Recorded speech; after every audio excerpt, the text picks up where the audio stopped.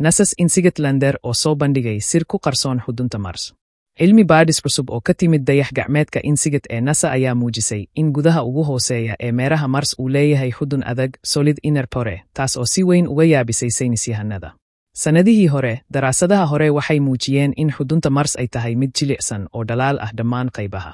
Laakiin xogta uu ururiyey qalabka dhulgariirka seismometer ee Insight kaasoo 4 sano, 2.8-2.22 cabirayay gariirada dhulka iyo jugta meteoritayada ayaa daaha ka qaaday sawir ka duwan. Maxaa la ogaaday?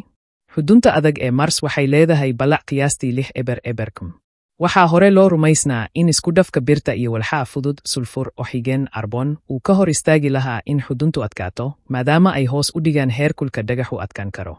Seismic waves kala duwan (PKE) ayaa loo adeegsaday sidii xaray dabiici ah, iyada oo la cabbiray sida mawjadaha gariirka uga gudbaan gudaha Mars. Saynisyahanadu waxay heleen mawjado sida PKIP iyo PKIP si cad u muujinaya jiritaanka xudun adag. Maxaa ka dhigan? Dhulka waxaa lagu ilaaliyaa magnetic field uu ka dhasho dhaqdhaqaaqa dareeraha ku jira xudunta, taas oo muhiim u ah nolosha.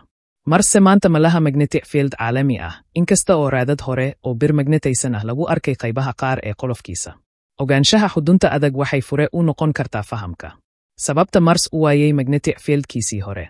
Sida meerayaasha dhagaxa ah u samaysmaan uguna koraan waqti kadib. Gabagabo.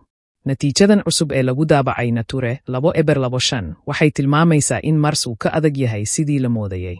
Daraasado dheeraad ah oo ku saabsan heerkulka, cadaadiska iyo isku dhafka gudaha meeraha ayaa laga yaabaa inay iftiimiyaan taariikhda qarsoon ee Mars iyo waxa ay ka dhigan tahay suurtagalnimada nolol ka jirta meelo kale oo caalamka ka mid ah.